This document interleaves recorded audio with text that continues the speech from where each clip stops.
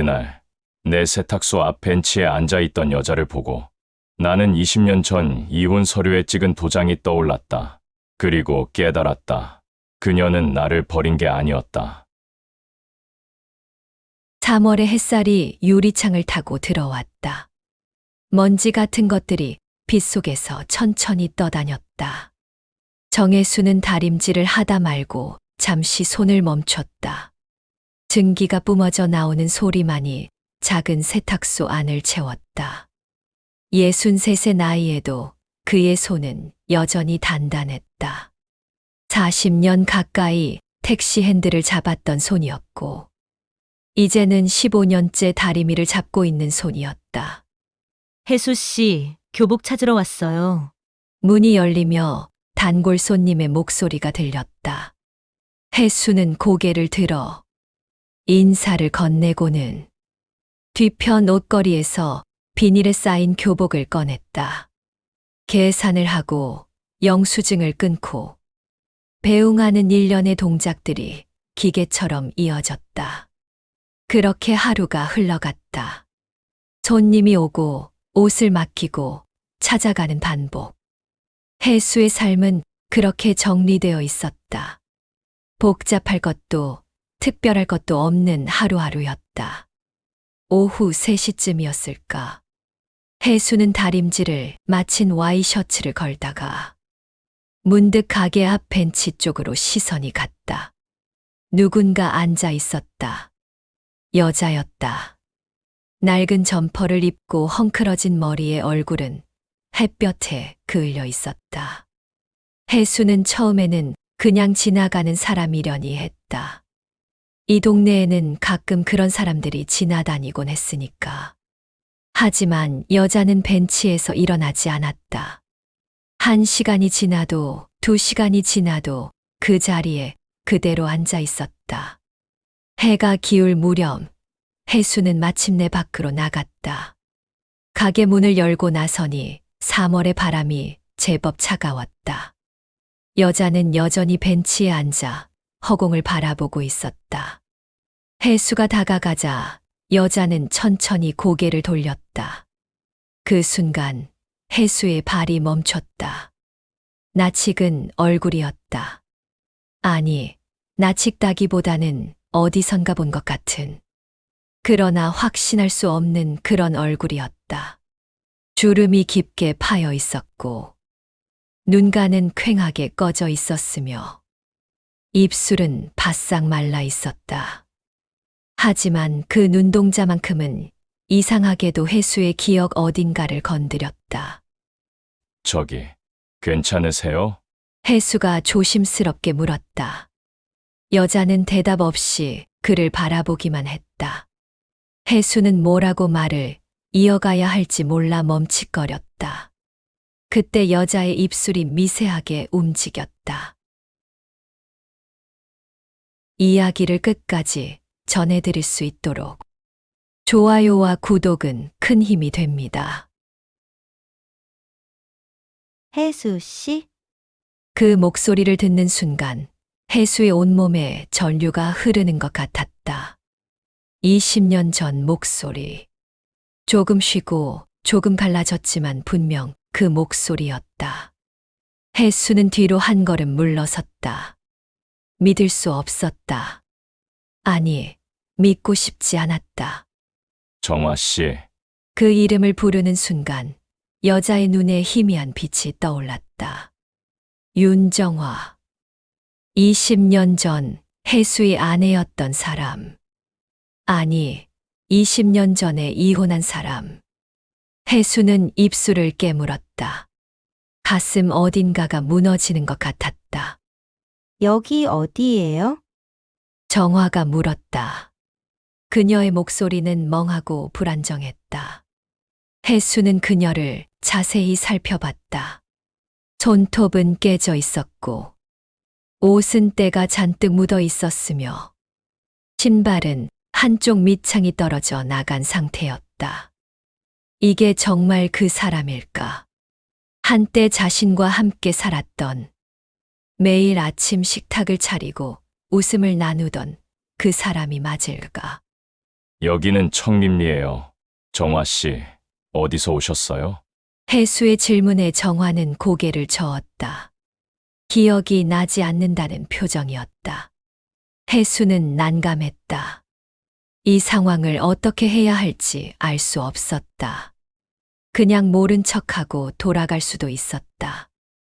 이미 20년이나 지났고, 그동안 서로 아무런 연락도 없었으니까. 하지만 발이 떨어지지 않았다. 일단 안으로 들어오시겠어요? 해수는 결국 그렇게 말했다. 정화는 천천히 고개를 끄덕이며 일어났다. 몸을 움직이는 것조차 힘들어 보였다. 해수는 그녀의 팔을 살짝 잡아 세탁소 안으로 안내했다. 세탁소 문을 닫고 나니 세상이 조금 좁아진 것 같았다. 해수는 안쪽 휴게 공간에 있는 낡은 소파를 가리켰다. 정화는 그곳에 앉았고 해수는 정수기에서 물을 한 컵 따라 건넸다. 정화는 그 물을 단숨에 들이켰다. 얼마나 목이 말랐을까. 해수는 다시 한 컵을 따라 주었고 정화는 그것도 마셨다. 언제부터 이렇게 지내셨어요? 해수가 물었다. 정화는 고개를 저었다. 잘 모르겠어요. 기억이 잘 안 나요. 가족은요? 연락할 사람은 없어요? 없어요. 아무도. 정화의 목소리가 점점 작아졌다. 해수는 더 이상 묻지 못했다. 그녀의 모습이 너무 처참해 보였다. 한때는 단정하고 밝았던 사람이었는데, 항상 깔끔하게 머리를 빗고 옷매무새를 가다듬던 사람이었는데, 나는 그때 무슨 생각을 했을까? 지금 생각해보면 그냥 모른 척하는 게 나았을지도 모른다. 이미 끝난 관계였고 20년이라는 시간이 흘렀으니까. 하지만 그 순간 나는 그럴 수 없었다. 그녀의 눈을 보는 순간 과거의 모든 기억이 한꺼번에 밀려왔다. 결혼식 날의 그녀, 아침마다 커피를 타주던 그녀, 내가 택시 운전을 마치고 돌아오면 현관에서 기다리던 그녀. 오늘 밤은 여기서 주무세요. 내일 병원에 한번 가보는 게 좋을 것 같아요. 해수가 말했다. 정화는 고개를 들어 그를 바라봤다. 그 눈빛에는 감사함과 혼란이 뒤섞여 있었다. 괜찮을까요? 폐 끼치는 거 아닐까요? 괜찮아요. 여기 위층에 작은 방이 하나 있어요. 해수는 그렇게 말하고는 계단을 올라갔다. 세탁소 위층은 해수가 생활하는 공간이었다. 작은 원룸 구조로 침대 하나와 옷장, 작은 부엌이 전부였다. 해수는 침대 시트를 새 것으로 갈고 수건과 세면도구를 꺼내 놓았다. 정화가 천천히 계단을 올라왔다. 씻고 싶으시면 화장실은 저쪽이에요. 옷은 일단 이거 입으세요. 해수는 자신의 옷장에서 헌 트레이닝복을 꺼내 건넸다. 정화는 그것을 받아들고 화장실로 들어갔다. 물 흐르는 소리가 들렸다. 해수는 부엌으로 가서 라면을 끓이기 시작했다. 냉장고에 남은 계란과 파를 넣고 김치도 한 접시 꺼냈다. 별것 아닌 저녁이었지만 그것이 해수가 할 수 있는 전부였다. 한참 후 정화가 화장실에서 나왔다. 젖은 머리를 수건으로 감싸고 해수의 큰 옷을 입은 그녀는 마치 다른 사람 같았다. 얼굴에 때가 씻겨 나가고 나니 예전의 모습이 조금 보이는 것 같기도 했다. 해수는 라면을 식탁에 올려놓았다. 많이 드세요. 두 사람은 마주 앉아 라면을 먹었다. 정화는 천천히 조심스럽게 젓가락을 들었다. 해수는 그녀를 바라보다가 이내 고개를 숙였다. 무슨 말을 해야 할지 알 수 없었다. 20년이라는 시간이 두 사람 사이를 가로막고 있었다.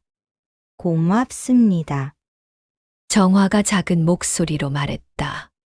혜수는 고개를 끄덕였다. 그날 밤 혜수는 소파에서 잠을 청했고 정화는 침대에 누웠다. 어둠 속에서 혜수는 천장을 바라보며 생각했다. 왜 하필 지금 여기로 온 걸까? 무엇이 그녀를 이곳으로 이끌었을까? 그리고 나는 왜 그녀를 그냥 지나칠 수 없었을까? 바깥에서는 3월의 바람이 불어왔다. 봄이 오고 있었다. 하지만 혜수의 가슴속은 여전히 겨울 같았다. 다음 날 아침 혜수는 평소보다 일찍 눈을 떴다. 소파에서의 잠은 불편했지만 그것 때문만은 아니었다. 밤새 뒤척이며 정화를 생각했다. 침대에서 잠든 그녀의 얼굴을 떠올리며 가슴 한편이 무너지는 것 같았다. 혜수는 조용히 일어나 세탁소 아래층으로 내려갔다. 가게 문을 열고 아침 공기를 들이마셨다. 찬 기운이 폐 속으로 스며들었다. 그는 근처 슈퍼마켓으로 가서 빵과 우유, 그리고 몇 가지 반찬거리를 샀다. 계산을 하면서도 머릿속은 복잡했다. 병원비는 얼마나 나올까? 검사는 어디까지 해야 할까? 그녀를 언제까지 돌봐야 할까? 돌아와 보니 정화가 이미 일어나 있었다. 그녀는 창가에 서서 밖을 내다보고 있었다. 혜수의 큰 트레이닝복을 입은 모습이 어딘가 어색해 보였다. 잘 주무셨어요? 혜수가 물었다. 정화는 고개를 돌려 그를 바라봤다. 어제보다는 표정이 조금 나아 보였다. 네, 오랜만에 제대로 잤어요. 아침 드세요. 식탁에 빵과 우유를 놓으며 혜수가 말했다. 정화는 고개를 끄덕이고 자리에 앉았다.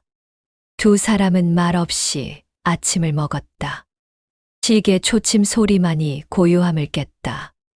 아침을 먹고 난 후 혜수는 정화를 데리고 근처 종합병원으로 향했다.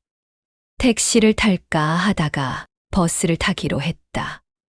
이유는 알 수 없었지만 택시는 타고 싶지 않았다. 40년을 운전했던 기억이 문득 부담스러웠다. 병원 응급실에 도착했을 때는 오전 10시쯤이었다. 접수를 하고 대기실에 앉아 있는 동안 혜수는 정화를 슬쩍 관찰했다. 그녀는 불안한 듯 손을 계속 만지작거렸다. 손톱은 여전히 깨져 있었고 손등에는 상처 자국들이 있었다. 윤정화 환자분. 간호사가 이름을 불렀다. 두 사람은 진료실로 들어갔다. 젊은 의사가 모니터를 보다가 그들을 바라봤다. 어떻게 오셨어요? 기억을 잘 못하는 것 같아서요. 그리고 건강 상태도 확인하고 싶어서 왔습니다. 혜수가 대신 대답했다. 의사는 정화를 바라보며 몇 가지 질문을 했다. 오늘이 며칠인지, 여기가 어딘지, 이름이 무엇인지. 정화는 더듬거리며 대답했다. 이름은 기억했지만 날짜와 장소는 확신하지 못했다. 일단 기본 검사부터 해보겠습니다. 혈액 검사, 뇌 CT, 그리고 신경과 협진이 필요할 것 같습니다. 의사의 말에 혜수는 고개를 끄덕였다. 검사는 오후까지 이어졌다. 피를 뽑고 CT를 찍고 또 다른 진료실로 이동하는 과정이 반복됐다. 정화는 지친 표정으로 검사를 받았고 혜수는 복도 의자에 앉아 기다렸다. 대기하는 동안 혜수는 과거를 떠올렸다. 25년 전 그때 자신은 38이었다. 택시 기사로 일하며 근근히 생활을 꾸려가던 시절이었다. 정화와는 맞선으로 만났다. 그녀는 29이었고 작은 회사에서 격리 일을 하고 있었다. 첫 만남부터 편안했다. 말이 잘 통했고 웃음 코드도 비슷했다. 결혼은 그해 가을에 했다. 작은 식당을 빌려 간소하게 치렀다. 신혼집은 반지하 단칸방이었지만 두 사람은 행복했다. 정화는 매일 저녁 혜수가 택시 운전을 마치고 돌아오면 따뜻한 국을 끓여 놓았다. 혜수는 손님이 많은 날이면 집에 돌아가는 길에 작은 케이크를 사들고 가곤 했다. 하지만 행복은 오래 가지 않았다. 결혼 3년째 되던 해, 혜수는 친구의 부탁으로 사업 보증을 서게 됐다. 처음에는 작은 금액이었다. 친구는 꼭 갚겠다고 약속했다. 하지만 그 친구의 사업은 실패했고 빚은 고스란히 혜수에게 넘어왔다. 3천만 원. 당시 혜수에게는 천문학적인 금액이었다. 택시를 몰아도 밤낮으로 일해도 갚을 수 없는 돈이었다. 채권자들이 집으로 찾아왔다. 전화가 밤낮 없이 울렸다. 혜수는 점점 무너져 갔고 정화는 그런 남편을 지켜봐야 했다. 결국 이혼은 정화가 먼저 꺼냈다. 그녀는 조용한 목소리로 말했다. 이렇게 사는 것보다 차라리 헤어지는 게 나을 것 같아요. 혜수는 반대하지 않았다. 아니, 반대할 자격이 없다고 생각했다. 자신 때문에 정화까지 고통받을 이유가 없었다. 이혼 서류를 쓰던 날, 정화는 울지 않았다. 담담하게 도장을 찍고 짐을 챙겨 나갔다. 마지막으로 문 앞에서 돌아보며 말했다. 잘 지내세요, 혜수 씨. 그게 마지막이었다. 나는 그 후로도 오랫동안 그녀를 원망했다. 어려울 때 떠난 사람, 끝까지 함께하지 못한 사람. 그렇게 생각하며 마음을 다스렸다. 하지만 정말로는 나 자신을 원망하고 있었는지도 모른다. 제대로 지켜주지 못한 것, 행복하게 해주지 못한 것. 보호자분, 간호사의 목소리의 혜수는 정신을 차렸다. 검사가 끝났다는 말이었다. 혜수는 일어나 진료실로 갔다. 정화가 의자에 앉아 있었고 의사가 검사 결과를 설명하고 있었다. 영양 상태가 매우 좋지 않습니다. 빈혈도 심하고요. 내 CT상으로는 특별한 이상은 없지만 기억 장애는 심리적 요인일 가능성이 높습니다. 외상 후 스트레스 장애나 해리성 기억 상실을 의심해 볼 수 있습니다. 치료하면 나아질 수 있나요? 혜수가 물었다. 의사는 고개를 가웃했다. 케이스마다 다릅니다. 시간이 지나면서 자연스럽게 회복되는 경우도 있고 평생 기억하지 못하는 경우도 있습니다. 일단은 영양 상태를 개선하고 정신건강의학과 상담을 병행하는 게 좋겠습니다. 진료를 마치고 나오는 길, 혜수는 수납창구에서 진료비를 계산했다. 15만 원. 적지 않은 금액이었다.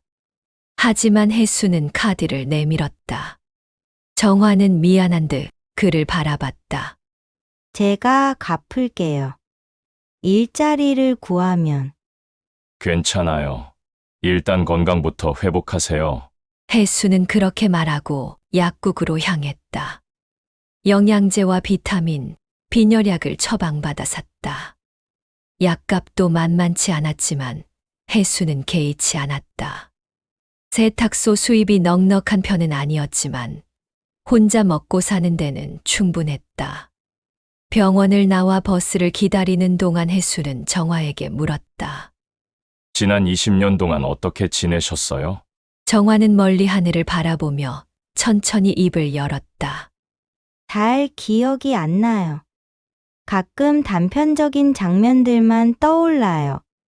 어떤 공장에서 일했던 것 같기도 하고, 식당에서 설거지를 했던 것 같기도 하고 정확하지 않아요. 가족은요? 재혼은 안 하셨어요? 정화는 고개를 저었다. 없어요. 혼자였어요. 계속 혼자였던 것 같아요. 그 말을 듣는 순간 혜수의 가슴이 먹먹해졌다. 20년 동안 혼자 그 긴 시간을 어떻게 버텼을까? 무엇이 그녀를 이렇게 만들었을까? 버스가 도착했고 두 사람은 탑승했다. 창밖으로 도시 풍경이 스쳐 지나갔다. 혜수는 문득 자신의 지난 20년을 생각했다. 이혼 후 그는 빚을 갚기 위해 미친 듯이 일했다. 낮에는 택시를 몰고 밤에는 대리운전을 했다. 5년이 걸려 빚을 모두 갚았다. 그리고 10년 더 택시를 몰았다. 48이 되던 해, 혜수는 택시 운전을 그만뒀다. 허리도 아프고 눈도 침침해졌다. 그리고 무엇보다 지쳐 있었다. 그때 우연히 이 세탁소가 매물로 나왔다는 이야기를 들었다. 가격도 적당했고 위치도 괜찮았다. 혜수는 그동안 모아둔 돈으로 세탁소를 인수했다. 15년 동안 세탁소를 운영하며 혜수는 평온을 찾았다. 크게 웃을 일도, 크게 슬플 일도 없는 일상이었다. 그렇게 60을 넘기고 어느덧 63이 됐다. 재혼할 생각은 한 번도 해본 적이 없었다. 친구들이 소개를 시켜주겠다고 했지만 거절했다. 이유는 모르겠다. 그냥 혼자가 편했다. 세탁소로 돌아와 혜수는 정화를 2층으로 안내했다. 약을 챙겨주고 쉬라고 말했다. 정화는 고맙다는 말을 여러 번 했다. 혜수는 대답 대신 고개만 끄덕이고 아래층으로 내려왔다. 오후부터 손님들이 하나둘 찾아왔다. 옷을 맡기고 찾아가고 그 사이사이 다림질을 했다. 평범한 일상이었지만 머릿속은 온통 정화 생각뿐이었다. 그녀를 언제까지 돌봐야 할까? 아니, 돌봐야 한다는 게 맞는 표현일까? 의무도 아니고 그렇다고 정이 남아있는 것도 아닌데. 저녁이 되자 혜수는 근처 중국집에서 짜장면을 2그릇 시켰다. 2층으로 올라가니 정화가 창가에 앉아 있었다. 해가 지는 풍경을 바라보는 그녀의 옆모습이 쓸쓸해 보였다. 저녁 먹어요. 혜수가 말하자 정화는 자리로 왔다.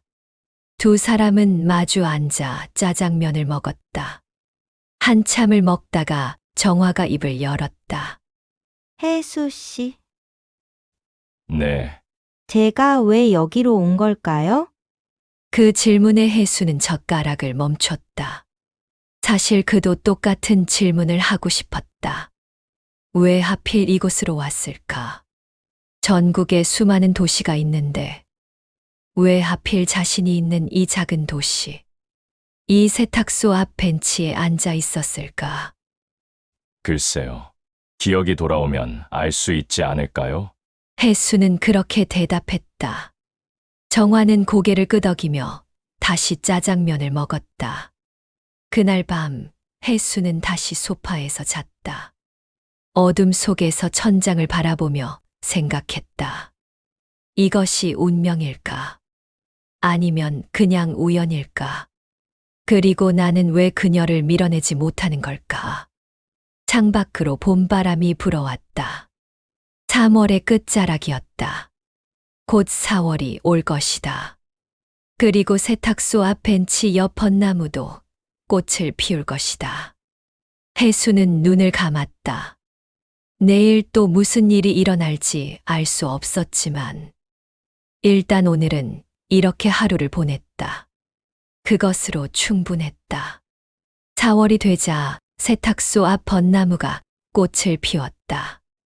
연분홍빛 꽃잎들이 바람에 날리면서 벤치 위로 떨어졌다.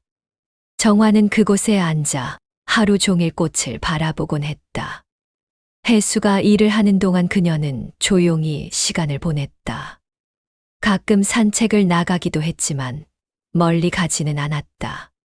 항상 세탁소를 중심으로 반경 500m 안에서만 움직였다. 한 달이 흘렀다.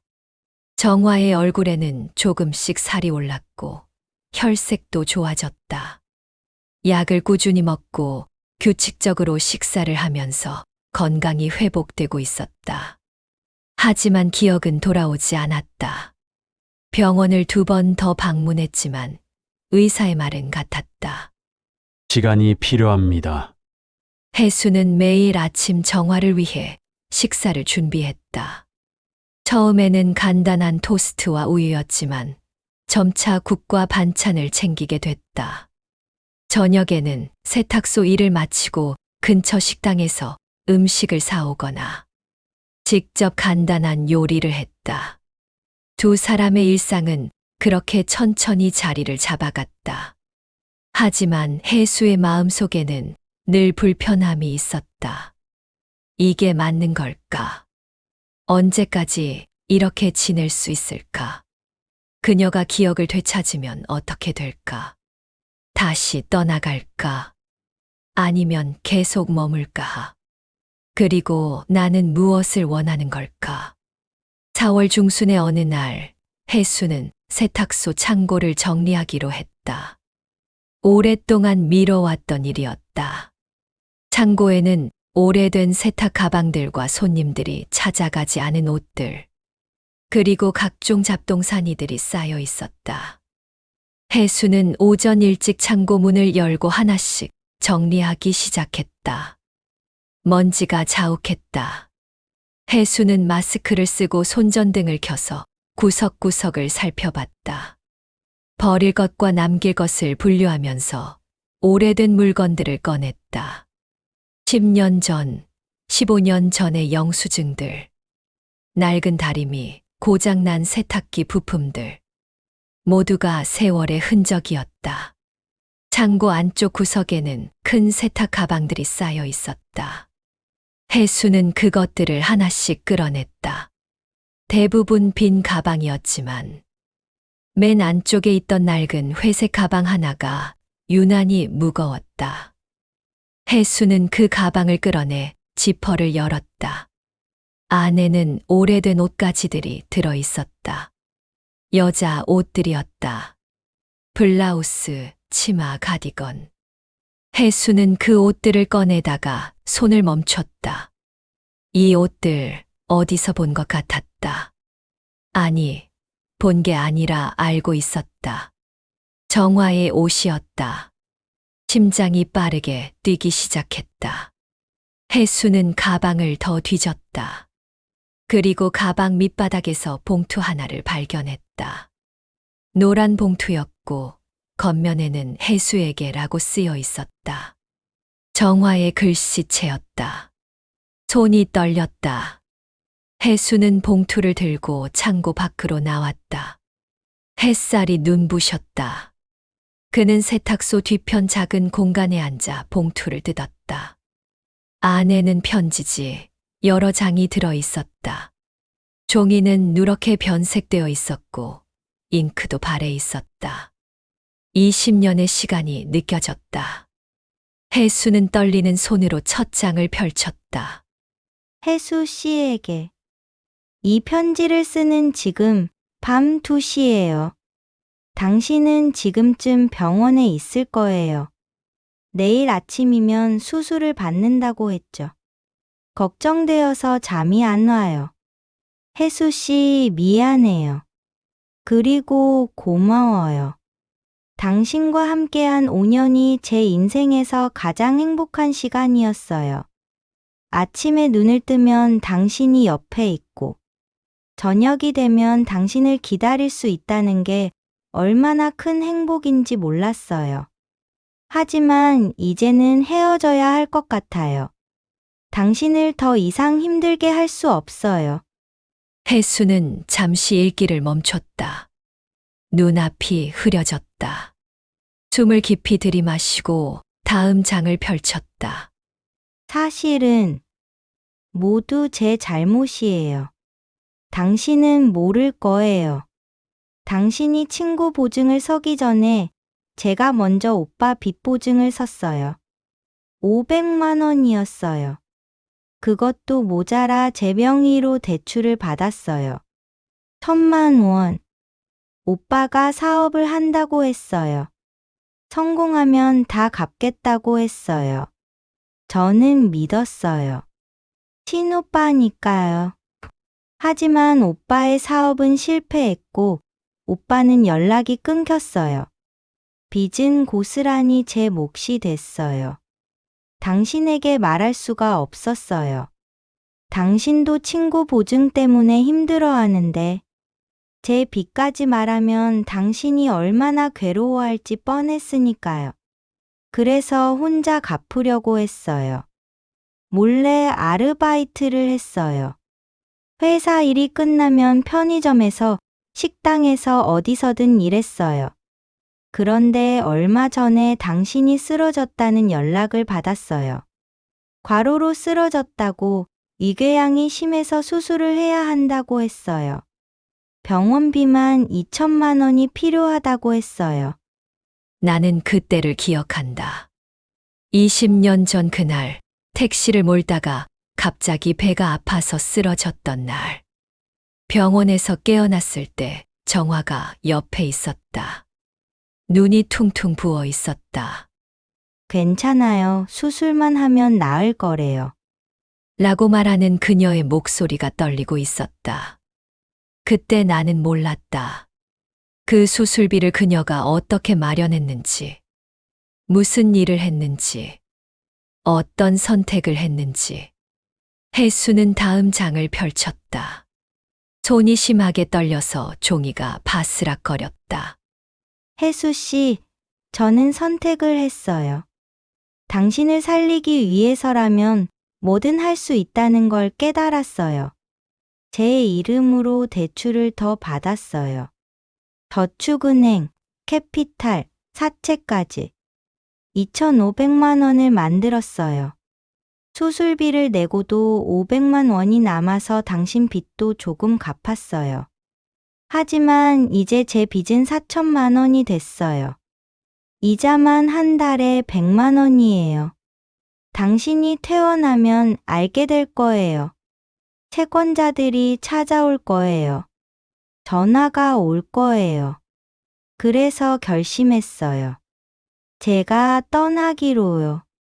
제 빚은 제가 갚을게요. 당신은 당신 빚만 갚으세요. 이혼을 하면 제 빚이 당신한테 안 갈 거예요. 그래야 당신이 살 수 있어요. 미안해요, 혜수 씨.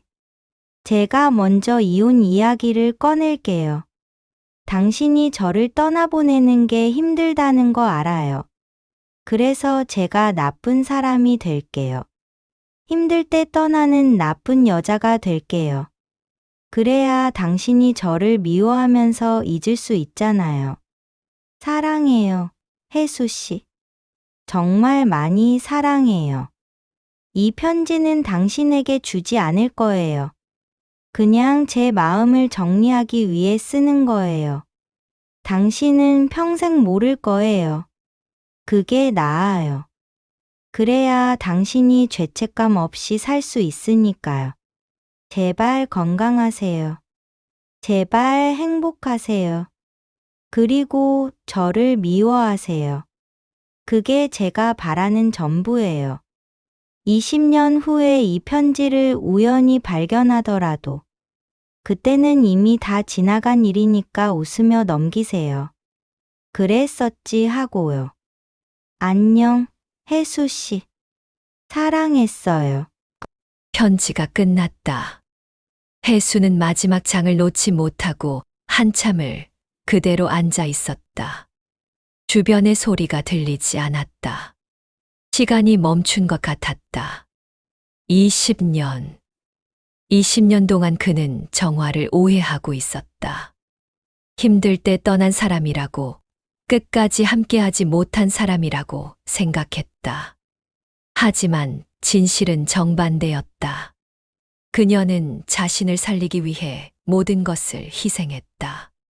자신의 빚까지 짊어지고 나쁜 사람이 되는 걸 감수하면서 떠났다. 혜수의 눈에서 눈물이 흘러내렸다. 63 평생 처음 우는 것 같았다. 아니, 20년 만에 처음 우는 것 같았다.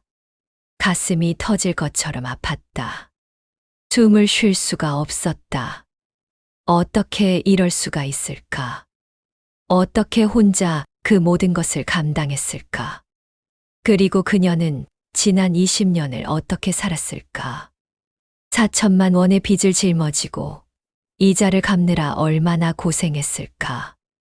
공장에서, 식당에서, 어디서든 일하며 하루하루를 버텼을까? 그러다 결국 기억까지 잃고 노숙자가 되어 이곳으로 돌아왔을까? 혜수는 편지를 가슴에 안았다. 벚꽃잎이 바람에 날려 그의 어깨 위에 떨어졌다. 4월의 햇살은 따뜻했지만 혜수의 가슴은 얼어붙은 것 같았다. 한참을 그렇게 앉아 있다가 혜수는 천천히 일어났다. 비틀거리며 세탁소 안으로 들어갔다. 계단을 올라가는 발걸음이 무겁게 느껴졌다. 2층 문을 열자 정화가 창가에 앉아 있었다. 그녀는 고개를 돌려 혜수를 바라봤다. 혜수 씨? 어디 아프세요? 얼굴이. 정화가 일어나 다가왔다. 혜수는 그녀를 바라봤다. 기억을 잃은 그녀. 20년의 고통을 모두 잊어버린 그녀. 어쩌면 그게 차라리 다행인지도 모른다는 생각이 들었다. 아니에요. 괜찮아요. 혜수는 그렇게 대답하고 편지를 주머니에 넣었다. 이 편지를 그녀에게 보여줘야 할까? 진실을 말해야 할까? 하지만 입이 떨어지지 않았다. 그녀가 기억을 되찾으면 20년 전의 고통이 다시 돌아올 텐데. 저녁 뭐 먹을까요? 정화가 물었다. 혜수는 고개를 끄덕였다. 뭐든 좋아요. 정화 씨가 먹고 싶은 걸로 해요. 그날 저녁 두 사람은 말없이 식사를 했다. 혜수는 음식 맛을 느낄 수 없었다. 머릿속은 온통 편지 내용으로 가득했다. 20년의 오해, 20년의 진실. 그리고 이제 남은 시간. 밤이 깊어갔다. 혜수는 소파에 누웠지만 잠이 오지 않았다. 주머니 속 편지가 계속 신경 쓰였다. 그는 일어나 편지를 다시 꺼내 읽었다. 한 글자 한 글자가 가슴에 박혔다. 나는 그날 밤 결심했다. 정화에게 편지 이야기를 하지 않기로. 대신 내가 할 수 있는 모든 것을 해주기로. 20년 전에 내가 받은 사랑을. 20년 늦었지만 이제라도 갚기로. 그것이 내가 할 수 있는 유일한 일이었다.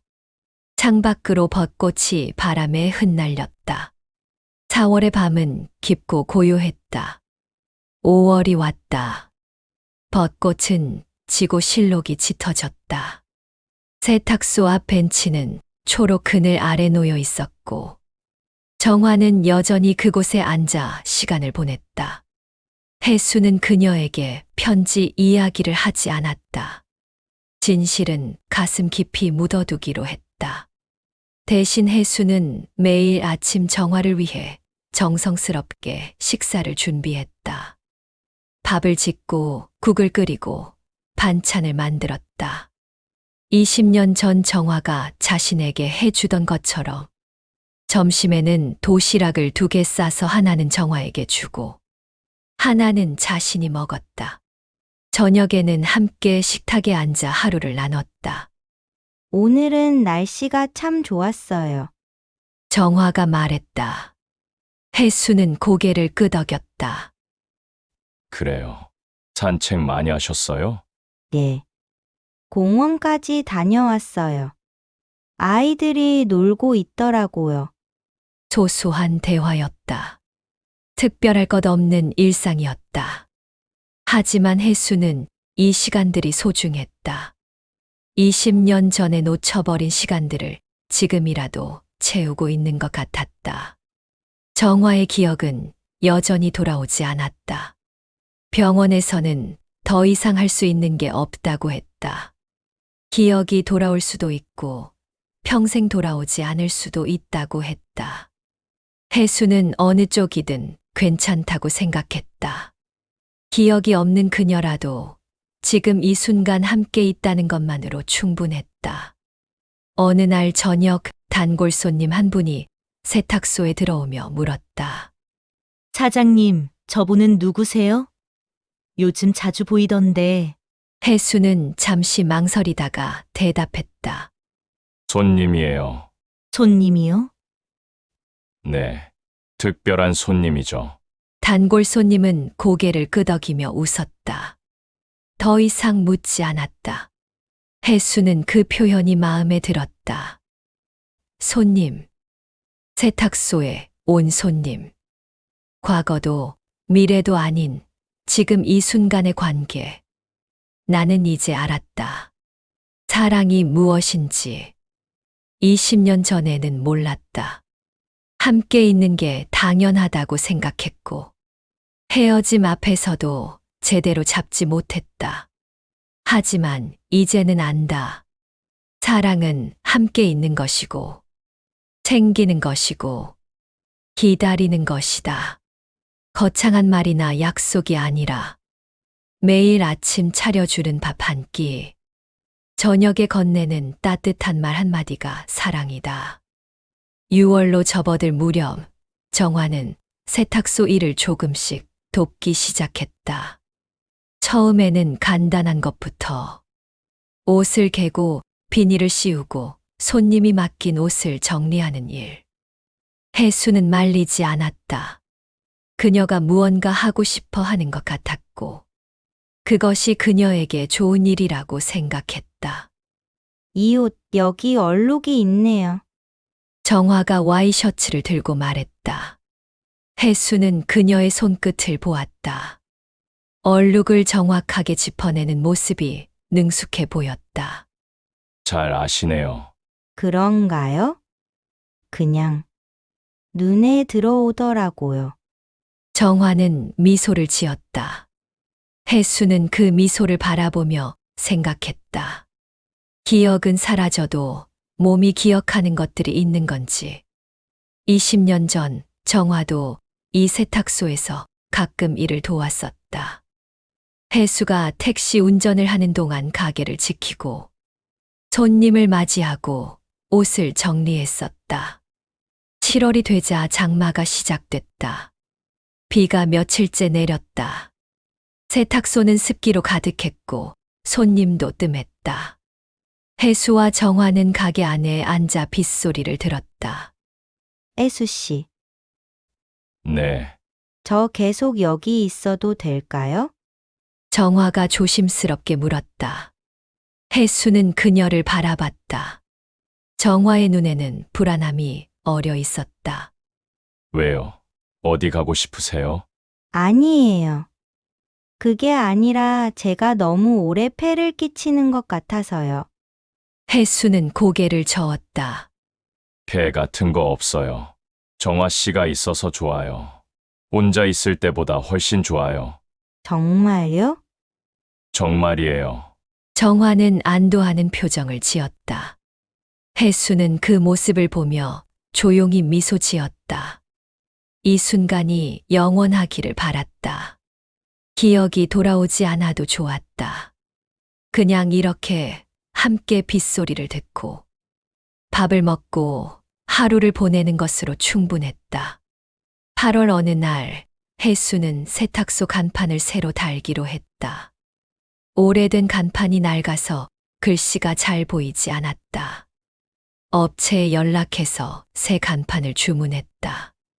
며칠 후 간판이 도착했고 기사들이 와서 설치를 시작했다. 정화는 벤치에 앉아 그 모습을 지켜봤다. 사다리를 타고 올라간 기사가 낡은 간판을 떼어내고 새 간판을 달았다. 봄날의 세탁소라는 글씨가 햇살 아래 반짝였다. 설치가 끝나고 기사들이 떠나자 정화는 천천히 일어났다. 그녀는 새 간판을 올려다보며 한참을 서 있었다.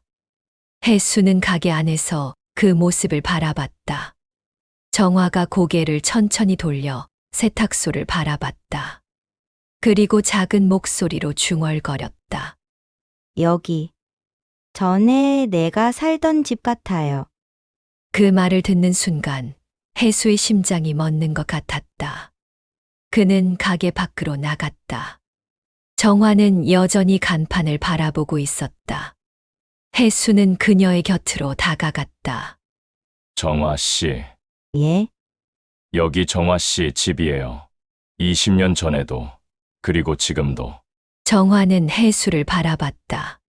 그녀의 눈에는 혼란과 이해가 뒤섞여 있었다. 완전한 기억은 아니었다. 하지만 어딘가 깊은 곳에서 무언가가 울렸다. 익숙함, 편안함, 그리고 그리움. 그럼 혜수 씨는? 저는 그냥 여기 세탁소 주인이에요. 그리고 정화 씨의 혜수는 말을 잊지 못했다. 무엇라고 해야 할까?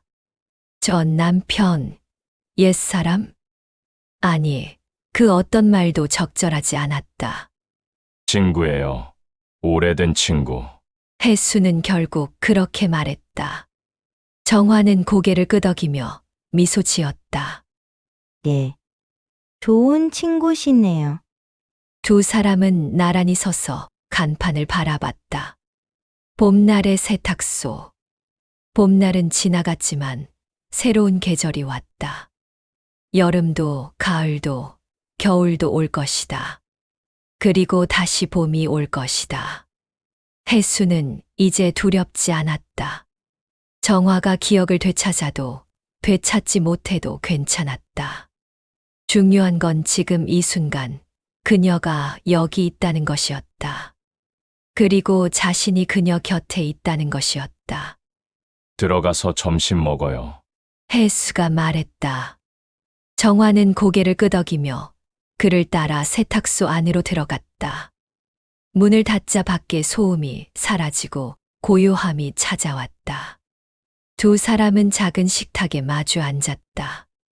혜수가 준비한 도시락을 펼쳤다. 따뜻한 밥과 김치찌개, 계란말이. 정화는 숟가락을 들었다. 잘 먹겠습니다.